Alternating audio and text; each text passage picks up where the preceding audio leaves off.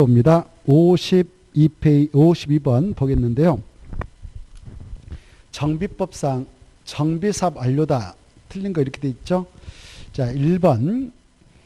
이 정비사업이 다 끝나면 시행자는 관할 시장 군수 등한테 준공인가 신청해서 준공인가 고시 받죠. 그리고 나서 공사 끝났습니다라고 공사를 고시합니다. 시장 군수 등이 시행자면 준공인가 자기한테 안 받고 공사를 고시하죠. 이렇게 이제 공사를 고시했으면 그 다음 어떠한 절차에 들어가느냐. 소유권 이전해 줍니다. 분양받을 자에게 바로 관리처분계에서 정한대로 소유권을 이전해 주죠. 그때 절차는 지체 없이 이루어지는데요. 지체 없이 그 말 중요해요. 지체 없이 이루어지는데 첫째, 대지 확정 측량 줄 것이 1, 토지 분할 2 줄 것이고, 관리처분계에서 정한 사항을 분양받을 통지 거기다 3 줄 것이고, 그 다음에 대지 또는 건축물의 소유권을 이전 거기다 줄 것이에요.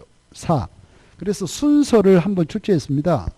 가장 먼저 대지 확정 측량, 토지 분할, 그 다음에 관리처분계에서 정한 사항을 분양받을 통지, 대지 또는 건축물의 소유권을 이전해서 밑에 고시해 줍니다. 이렇게 오늘 알고 보여줬다, 고시했다 그러면 여러분이 이 정비사업 하면서 대지 건축물을 분양받을 자였다. 그러면 101동 101호를 분양받게 됐다면 언제 법적으로 그 대지 건축물에 대한 소유권을 취하냐?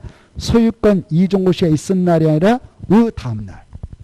마지막에 소유권 이전고시가 있은 날의 다음날. 있은 날의 다음날. 다음날에. 그래서 다음날만 쓰면 되겠죠. 자, 다음날에 그 대지 또는 건축물의 소유권. 이게 어마어마 중요하니까 꼭 알아주시기 바랍니다.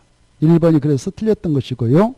2번에서 알아볼 것은 이제 소유권 이전고시하고 나서 내가 101동 101호를 분양받았다. 그러면 오늘 소유권 이전고시가 있으면 다음날 0시 1초면 내가 소유권을 취득합니다. 법적으로. 민법 187조가 적용돼서 등기는 이루어져야 하지만 법적으로 취득하는 거예요. 근데 그걸 처분을 하면 등기를 해야 돼. 그래 이 시행자한테 소유권 이득기를 넘겨받아야 돼요. 그 등기는 누가 주냐? 시행자 해줘요. 누가 준다고? 시행자가. 시행자가 등기소에 가서 바로 이 촉탁, 행정청이 시행자는 촉탁, 비행정청은 신청을 통해서 끝내주죠. 여기서 알아볼 것은 누가 해주냐? 시행자가 다 해준다. 언제까지 해주냐? 소유권 이전고시가 있으면 지체 없이 해준다. 이렇게.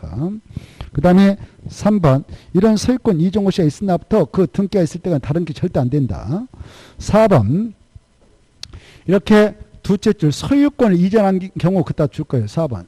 소유권을 딱 오늘 이전해줬다. 101동 101호는 네 거다라고 이전하면 종전토지 사업을 하기 전에 종전토지 건축물 어떤 등기된 권리가 있었다. 그러면 그것도 따라옵니다. 따라와.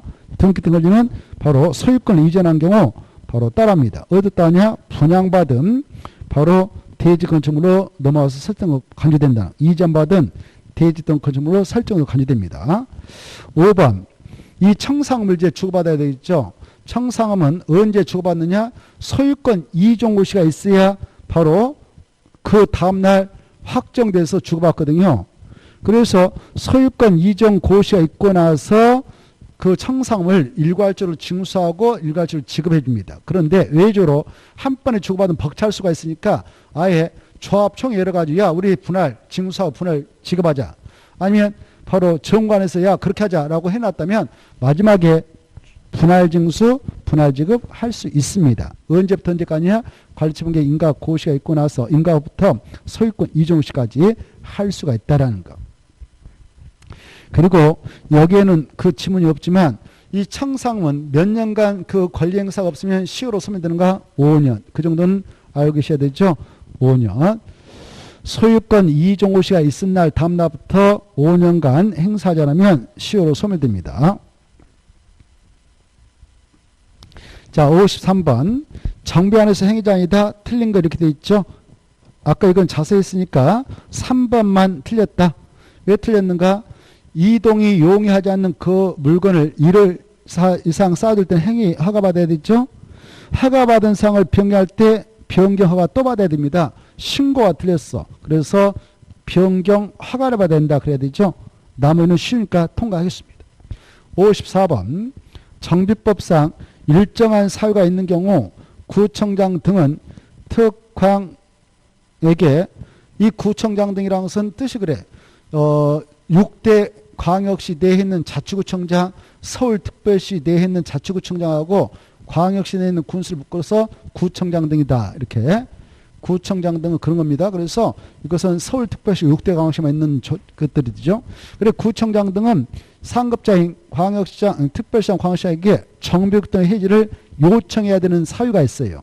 또 저 세종특별자치장, 제주특별자도사, 시장, 군수는 지네들이 직접 정비국 등을 지정하고 해제할 수 있는 권한권자거든. 그래서 법정된 사유가 발생하면 해제를 해야 되는 사유들이 있는데요. 틀린 거. 바로 답은 4번입니다. 이 재개발 사업을 하자 해서 정비를 지정 고시했습니다. 근데 그 안에서 사업을 하게 되는 자가 토의동호 소유자가 됐다. 그때 토의동호 소유자는 정비구역 지정고시부터 몇 년에 사업시행 계획서 작성해서 시장 군수한테 사업시행 계획 인가를 신청해야 되냐? 5년이거든. 그렇죠? 그래서 3년이 틀렸어. 5년이 되는까지 사업시행 계획 인가를 신청하려면 해제를 해버리는 것이죠. 그래서 4번이 답이고 나머지는 통과해야 되겠죠. 55번. 이 정비법상 정비사업조합 총회 개최 시 다음 후 4가지 경우 기억해야 됩니다. 4가지. 4가지 딱. 4가지 경우에는 조합은 얼마 이상이 직접 출석을 해야만이 조합총회 개최할 수 있는가? 20. 100분의 20. 원래 이 4가지 아니면 100분의 10만 출석해도 직접 출석 총회를 개최할 수 있어요. 근데 이건 정말 중요하다고 봐서 10은 부족하다. 100분의 10은 부족하고 20. 그래 22 이상이 직접 출석을 해야 됩니다. 오늘 조합총회 개최한다면 조합원이 100명이다. 그러면 100명 중 20명이 직접 출석을 해야 바로 나머지는 이제 서면 동의하면 되거든요. 근데 최소한도 20명 이상은 출석해야 돼. 이게 20%라거든. 4가지예요. 창립총회 엄청 중요하거든요. 또 사업시행 계획서를 작성해서 바로 의결할 때 이것도 어마어마하게 중요해요. 사업시행 계획서는. 그래서 사업시행 계획서 내용에 그 건물 배치도가 다 나와버리거든요. 엄청 중요해요. 그리고 이 관리청계, 이 관리청계 이제 분양계획이 나와버려요. 분양계획. 분양 배치도 나옵니다. 분양 배치도. 몇 동 몇 원 누구한테 떨어진다 이거 다. 엄청 중요한 계획이에요. 그 다음에 바로 사업비 사용 문제. 이 사업비 누가 냅니까? 조합은 되는 거 아니에요. 그래서 그 정비사업비 사용 변경 문제 어마어마하게 중요해요. 4가지는 20%가 직접 출석해야 된다. 이거 아니면 10%만 출석해 통과돼요. 그래서 4가지를 암기하십시오. 창립청회 하나, 사업시행계획서 수립 변경, 관리청회 수립 변경 그따 줄 것이가지고 정비사업비 사업비 사용 변경 여기다 줄 것이어서 이것은 얼마가 출석해야 되냐? 20%. 답은 4번이 있던 것이죠. 그 다음에 56번. 이 정비법상 조합이 시행하는 재건축 정비사업조합의 조합은 임원, 자격, 직무 틀린 거 이렇게 되어 있죠. 1번은 아까 했죠. 정비법상 재건축사업조합이 만들어졌다. 그러면 누가 조합이 되냐? 재건축사업에 동의하냐만 된다 그랬죠. 그래서 1번 맞고 2번 아까 했는데요. 이 이사의 자기를 위한 저가 계약이나 소송에 의해서는 누가 조합을 대표하는가? 감사. 조합 중에 틀렸죠? 감사가 조합을 대표하고 조합 임원수로는 조합 임원이라는 것은 조합장, 이사, 감사 말하는데 조합장 한 명만 두면 되는 거 당연하고 토지동호 소유자가 100명 이하면 이사는 몇 명이 사유되냐? 3명. 그리고 토지동호 소유자 100명을 청하면서 5명 이상 이사 이거 꼭 암기해야 돼요. 이거 잘 나오거든요. 그 다음에 감사는 1명에서 3명이야. 그래 아까 그것만 틀렸죠. 조합장애라 감사. 그리고 나머지는 다 맞습니다. 특별히 뭐 제가 읽어보지 않아도 될 것 같아 보니까. 그렇죠? 다음 5번 질문 하나 볼까요? 5번. 이 주택법에 따라 지금 지정되어 있는 투기 가주가 있다. 그 지구로 지정된 지역에서 재건축 사업을 시행할 때에 재건축 사업은 언제 위에 그 재건축 대상을 양수받는 자는 바로 조합은 지위를 인정받지 못할 수가 있냐? 설립인가? 받은 후. 관리청 계획을 수립하고 나서 인가받으면 그 이후부터 넘겨받은 자는 또 조합이 될 수 없는 자가 있죠? 재개발. 그래 재개발하고 재건축은 시점이 달라요. 재건축은 더 빠른 시기엔 조합설 인가를 받은 후 재개발은 관리청 인가를 받은 이 차이점을 눈으로 체크하십시오. 그때 그 물건을 양수한 자들은 조합이 될 수 없도록 하고 있습니다. 다만 투기 우려가 없는 상속 이혼으로 넘겨받을 때는 조합원 지를 그대로 승계치더하죠. 자, 그 다음에 57번 정비사업 시행을 위한 조치 등인데 틀린 거 이렇게 되어 있죠. 3번이 틀렸는데 이 재개발 사업이라고 하는 것은 조금 전에 우리가 보았다시피 그 정비관에 있는 토동업소가 직접 시행할 때도 있고 조합 만들어서 할 때가 있는데 그네들에게 여러 가지 권리관계 분쟁이 발생해서 또 사업이 장기간 지연되고 있으면 그네를 배제하고 지정개발자를 투입해서 보낼 수가 있어요. 지정개발자. 그때 지정개발자가 사업하게 들어 사업시행 계획서 들고 와서 인가시행이 들어오면 시장 군수 등은 야, 너 믿었잖아. 네가 사고 치면 안 되니까 돈 내놓고 들어가. 이렇게 할 수 있죠. 그래서 정비사업비의 몇 퍼센트를 미리 예측할 수 있냐? 20%. 30이 틀렸습니다. 20. 예측해야 할 수 있다. 해야 한다 틀려요. 의무적인 거 아니고 하게 할 수 있다. 마지막도 중요하고. 20. 그러면 이 20%가 만약 사업비가 1,000억 있다면 이 1,000억에 20억, 200억이나 거기 할 수 있단 말이야. 엄청나죠. 이 돈은 이 지정개발자가 사업을 다 원만히 해서 끝냈다. 끝내가지고 청상금 지급을 완료했다. 청상금 지급이 완료되면 그때는 반환해줍니다. 그것도 하나 써놓으세요. 예측할 수 있다. 옆에다. 예치금은 이 경우 예치금은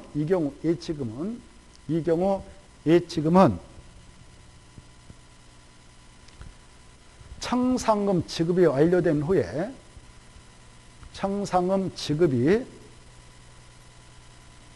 청상금 지급이 완료된 후에 반환한다. 청상금 지급이 완료된 후에 반환한다. 내준다 그 말이죠.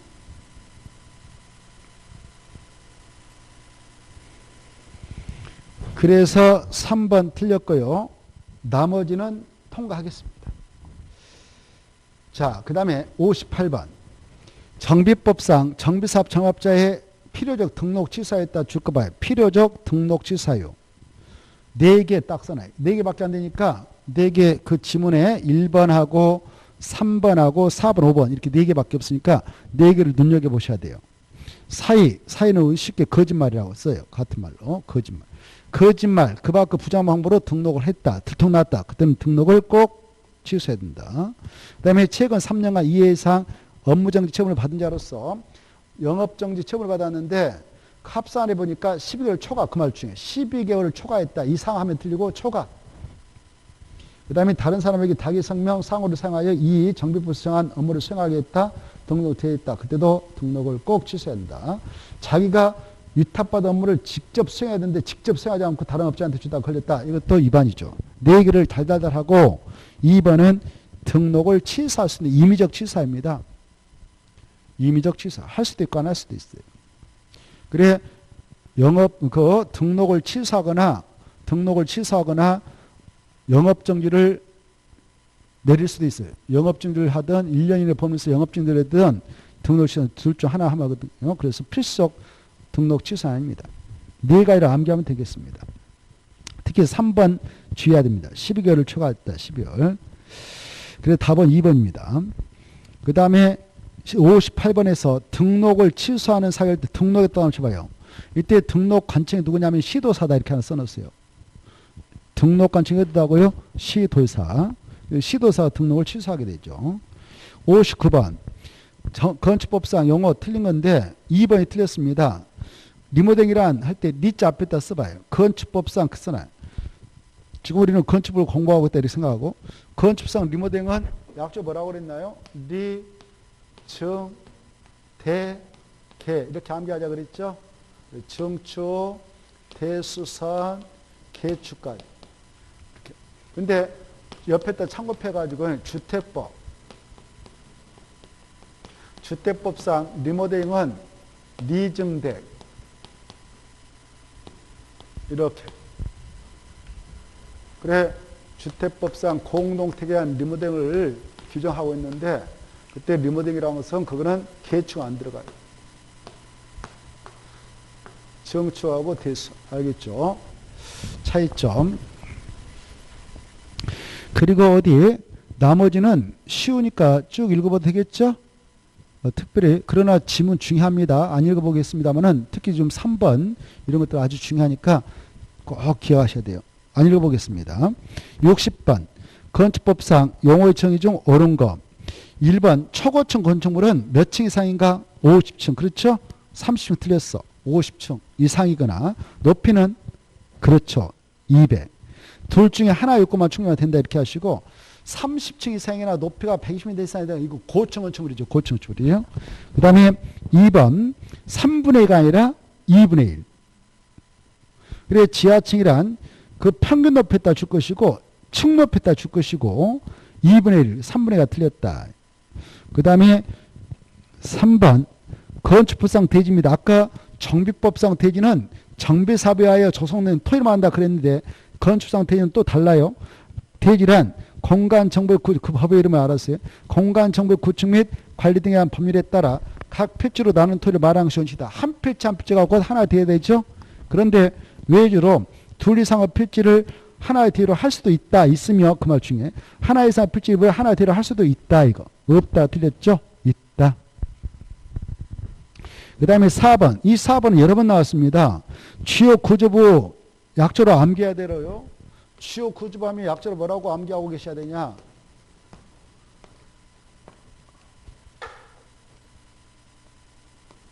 내기 그렇죠. 그게 떠올라야 돼요. 내기 바보 지주가 일단 떠올라 문제를 풀 수 있는 힘이 생깁니다. 그래서 벽 중에서 내래벽이죠. 그냥 벽하면 틀려요. 벽도 내래벽 있고 비내래벽 있거든. 그 다음 기둥, 바닥, 보, 지붕, 틀, 주계단 이렇게 정확하게 일단 머리자를 암기해야 돼요. 머리자 모르면 백날 해도 안 돼요. 이거 못 맞춰요. 머리자 이 말 안 나오면 절대 주요 구조 아니죠. 그래서 바닥도 최하층 바닥 할 때 체가 붙으면 아니에요. 보도 작은 보안은 아니에요. 그 다음에 주계단이지 어계단 이런 것도 아닙니다. 차양 아닙니다. 그래서 4번 벽 앞에다 내력벽 이렇게 내력을 써야 되고 지붕 옆에다 틀을 붙여야 돼요. 그렇죠? 내력벽, 기둥, 바닥, 보, 지붕, 틀이 꼭 들어가야 돼. 주계단을 말한다. 그리고 밑에 사익기둥, 최하층보다 작은 보, 차양, 어계단 아닙니다.